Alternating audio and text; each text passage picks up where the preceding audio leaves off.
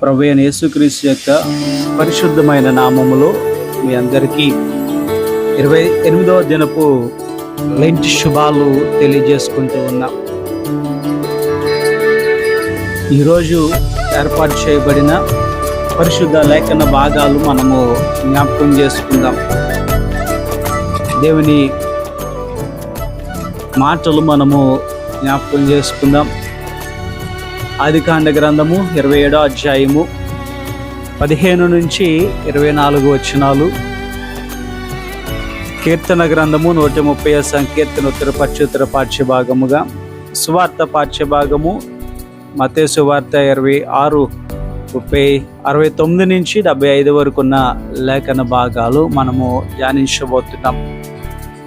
త్రియేక దేవుని నామములో మీ అందరికీ శుభాలు. నేటి దినాల్లో చాలామంది జీవితాలు పతనం అవ్వడానికి కారణము స్వయంకృత అపరాధము అనే విషయాన్ని మనము జ్ఞాపకం తెచ్చుకోవచ్చు. పతనం అవ్వడానికి కొన్ని కారణాలు ఉంటాయి. ఎవరికి కూడా పతనము తనంతటిగా అది జీవితాలకు రాదు అనే విషయాన్ని జ్ఞాపకం చేసుకోవాలి. మానవుడికున్న లక్షణాలను బట్టి వాళ్ళు పతన స్థితిలోకి వెళ్తారు అనే విషయాన్ని కూడా మనము జ్ఞాపకానికి తెచ్చుకోవాలి. మనక సొంత స్వయంకృత అపరాధముల వల్లనే మనం ఎక్కువగా పతన స్థితిలోకి చేరతాము అన్నది ఈ దినపు లేఖన భాగాల నుండి కూడా మనము జ్ఞాపకం చేసుకొనవచ్చు. బైబిల్లో తెరిచి పాత నిబంధన పాఠ్యభాగాన్ని ఒకసారి మనం చూడగలిగితే, పాత నిబంధన పాఠ్యభాగంలో మనము యాకోబు ఒక పతనాన్ని మనం అక్కడ గమనిస్తూ ఉంటాం. ఎలాగైనా ఆశీర్వాదం పొందుకోవాలి అనే కోరిక, ఆ కోరికతోటి మోసకరమైన మార్గమును ఎంచుకున్నాడు. మోసం చేయాలి అనే ఆలోచన నీలో వచ్చినప్పుడు నీ జీవితము పతనం అవుతుంది అనే విషయాన్ని జ్ఞాపకానికి తెచ్చుకోవాలి.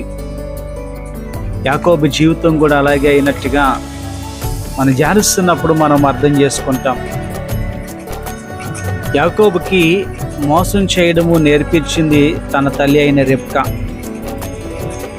అమ్మ ఇచ్చిన ప్రోత్సాహాన్ని బట్టే తండ్రిని అన్నని యాకోబు మోసగించాడు అనే విషయాన్ని ఆదికాండ గ్రంథం 27వ అధ్యాయము 16వ వచనము, 19, 20, 24, 36 వచనాల్లో ఎట్లాగా యాకోబు మోసగించాడు అనే విషయాన్ని జ్ఞాపకం చేస్తూ ఉంటాం. మీరు శ్రద్ధగా మాటలు మరొకసారి చదువుకొని ఈ మాటలు అర్థం చేసుకోవాలని మీకు జ్ఞాపకం చేస్తున్నాం. అన్నని మోసగించాడు కనుకనే ఎలాగైనా తన తమ్ముడిని చంపాలని కోపము అన్నలో వచ్చినట్టుగా చూస్తూ ఉంటాము. తమ్ముడు అన్నని మోసగించాడు కనుక అన్న తమ్ముడిని ఎలాగైనా చంపాలనే కక్షతో ముందుకు వెళ్ళిన పరిస్థితి చూస్తున్నాం. అక్కడ కూడా తల్లి అతన్ని ప్రోత్సహించి పారిపోమని చెప్పింది యాకోబుని.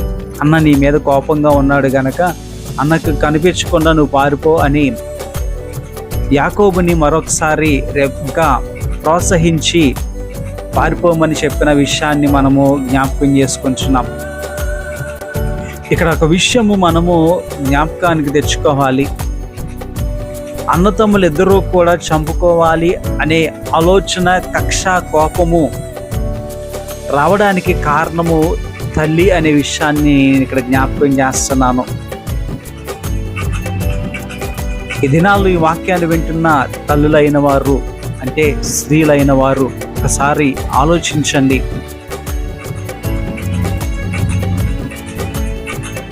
కొన్ని కుటుంబాల్లో అన్నతమ్ములు ఐక్యతగా ఉండలేకపోవడానికి కారణములు మనం చూస్తే ఈ బైబిల్ మాటని, వాక్యాన్ని ఇలా అర్థం చేసుకోండి. జ్ఞానవంతురాలైన తల్లి, గుణవంతురాలైన తల్లి తన కుటుంబాన్ని చక్కగా కట్టుకుంటుంది. అది ఏ స్త్రీ అయినప్పటికీ. మూఢురాలు తన చేతులతో గృహాన్ని పాడు చేసుకుంటుంది.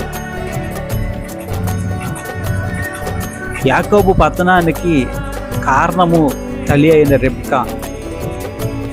యాకోబు ఎలాగైనా ఆశీర్వాదం పొందుకోవాలనే కోరికను బట్టి మోసం చేయడం మొదలుపెట్టాడు. కపట ఆలోచన కలిగి ఉన్నాడు. మోసం చేయాలనే ఆలోచన నీలో వచ్చినప్పుడు ఖచ్చితంగా నీవు పతనానికి జారిపోతావు. అదే నీ పతనానికి కారణం అవుతుంది అనే విషయాన్ని జ్ఞాపకం చేస్తున్నా. ఇక్కడ నాన్నని అన్నని మోసం చేసి వెళ్ళాడు, అక్కడ మామ చేతిలో మోసపోయాడు. ఈ వాక్యం మనందరికీ తెలుసు. నువ్వేమి విత్తుతావో అదే నువ్వు కోసుకుంటావు, గుర్తుపెట్టుకో. రెండవ విషయముగా పతనానికి కారణము భయము. ప్రభువుని సొంత రక్షకునిగా నువ్వు అంగీకరించకపోవడమే. అర్థం కాలేదు కదా? పేతురు జీవితాన్ని చూస్తే అర్థమవుతుంది. పేతురు గారి జీవితంలో మనము చూస్తూ ఉంటున్నాము. పేతురు గారు యేసు ప్రభువుని ఎరగను అని ముమ్మారు చెప్పారు. యేసుతో నేను ఉండలేదని ఒకసారి, యేసుని ఎరగనని ఒకసారి, యేసు నేను ఎవరో, యేసు అంటే ఎవరో నాకు తెలియదు అని చెప్తున్న పేతురు గారి జీవితము అలా చెబుతూ ఒట్టు పెట్టుకోవడము, శపించుకోవడానికి మొదలుపెట్టిన పేతురు జీవితాన్ని మనం చూస్తూ ఉంటాం. మత్తయి సువార్త 26:70, 70వ వచనము, 72వ వచనములో మనం చూస్తే చిన్నపిల్ల అడుగుతున్నప్పుడు ఏమో నాకు ఆ సంగతి తెలియదు అని చెప్తాడు. అలాగే చెప్పిన తర్వాత ఒట్టి పెట్టుకోవడానికి మొదలుపెట్టిన పరిస్థితులు కూడా మనం చూస్తూ ఉంటాం. ఇక్కడ చూస్తున్నప్పుడు ఒక సందర్భంలో అబద్ధం ఆడతాడు, ఇంకొక సందర్భంలో ఒట్టి పెట్టుకోవడానికి మొదలు పెట్టినట్టుగా చూస్తున్నాము. మరొక సందర్భంలో శపించుకోవడానికి మొదలు పెట్టినట్టుగా మనం చూస్తూ ఉంటున్నాం. అబద్ధం ఆడాడు, ఒట్టి పెట్టుకున్నాడు, శపించుకునే మాటలు కూడా మొదలు పెట్టినట్టుగా పేతురు గారి జీవితంలో మనం చూస్తూ ఉంటున్నాం కదా.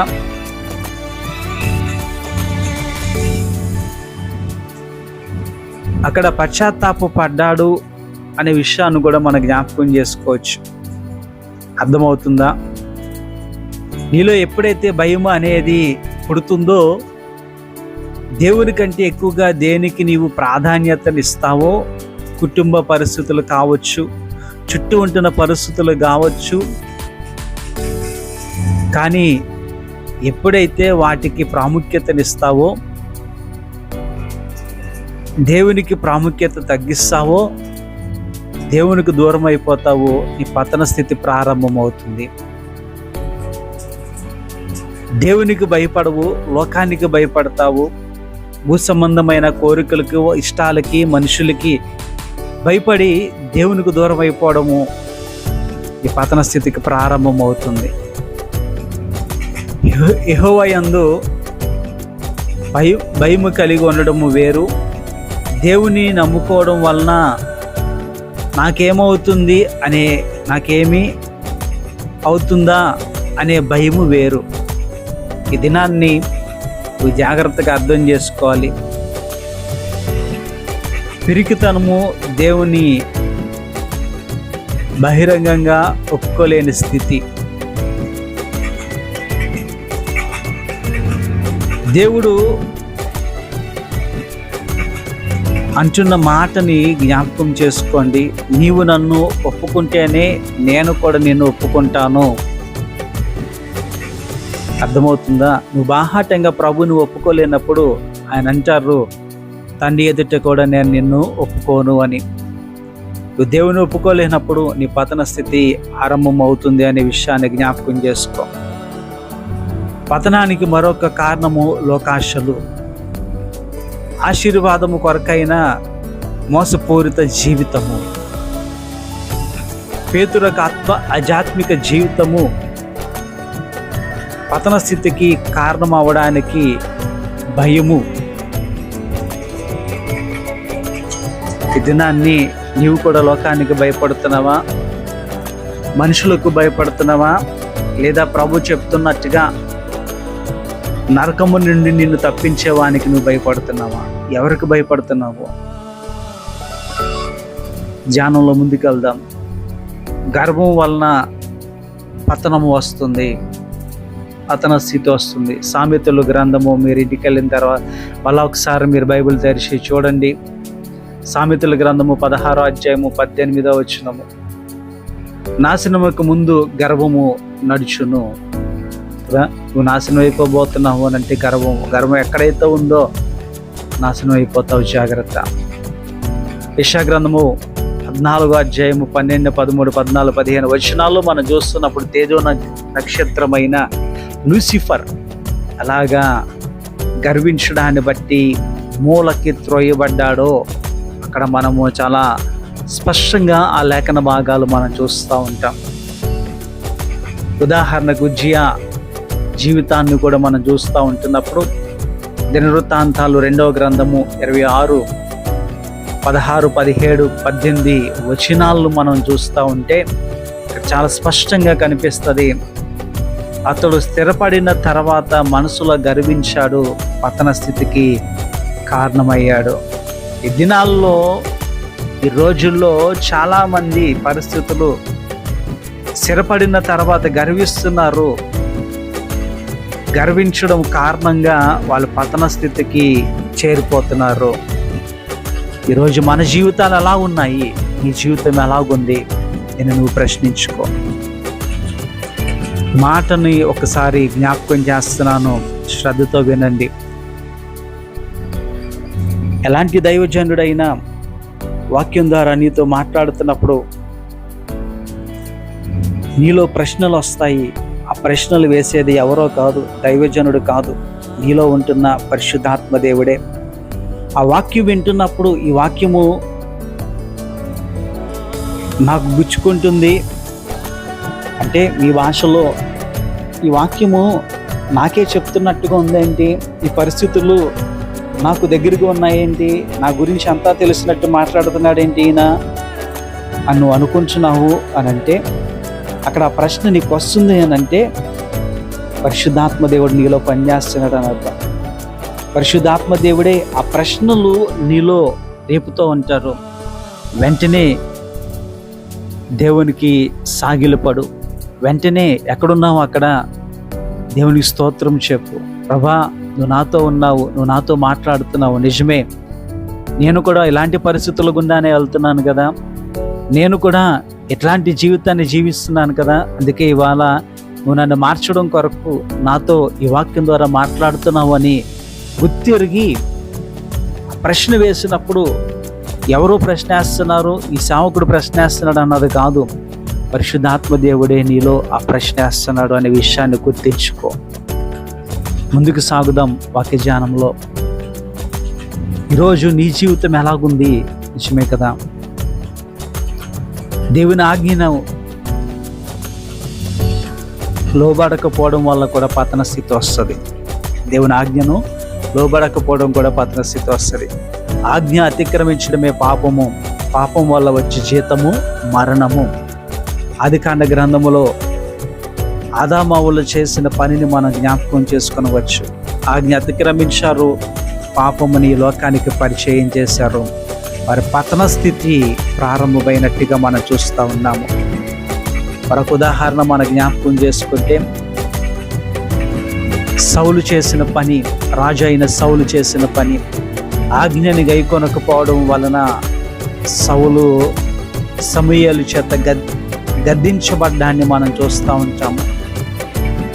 సమూయేలు మొదటి గ్రంథము 15వ అధ్యాయం 22వ వచనములో మనం చూస్తే యెహోవా దేవుడు మాట్లాడుతుంటున్న విషయాన్ని మనం చూస్తాము. యెహోవా సంతోషించినట్లు ఒకడు దహన బలులు అర్పించినా లేదా దేవుడు సంతోషిస్తాడా? ఆలోచించుము, బలులు అర్పించుట కంటే ఆజ్ఞ గైకొనుట, పొట్టేలు కొవ్వును అర్పించుట కంటే మాట వినుట శ్రేష్టము అని దేవుడు చాలా స్పష్టంగా చెప్తా ఉన్నారు. మనం మాట వినాలి, దేవుని మాట వినాలి. ఆజ్ఞ అతిక్రమించి నువ్వు జీవించకూడదు, మంచిది కాదు, అది పతనానికి దారితీస్తుంది. ఆజ్ఞని పాటించాలి. సౌలు అలాగే తన ఆధ్యాత్మికమైన జీవితాన్ని పాడు చేసుకున్నాడు ఆజ్ఞని అతిక్రమించడాన్ని బట్టి. రెబ్కా యాకోబు పతన స్థితికి మార్గం అయ్యింది. పతన స్థితిలోకి తన కుమారుని నడిపించుకుంది. యాకోబు పతనం అవ్వడానికి మరొక కారణము మోసకరమైన జీవితము. పేతురు యొక్క ఆధ్యాత్మికమైన జీవితము పతనం అవ్వడానికి కారణము దేవుణ్ణి ఒప్పుకోకపోవడము, భూ సంబంధమైన భయం, గర్వం వలన కూడా పతన స్థితి వస్తుంది. ఆజ్ఞ అతిక్రమించడం వలన కూడా పతన జీవితం వస్తుంది. ఈరోజు మనలో ఈ లక్షణాలు మనం కలిగి ఉంచినట్లయితే ఇప్పుడే సరిదిద్దుకో. నువ్వు సరిదిద్దుకోవాలి, నీ కుటుంబాన్ని, నీ సంఘాన్ని నువ్వు సరిదిద్దాలి. లేకపోతే అదే మార్గంలో నువ్వు వెళుతూ నీ వెనకాల అనేక మందిని నీ మార్గంలో నడిపించుకుంటూ వెళ్ళిపోతావు.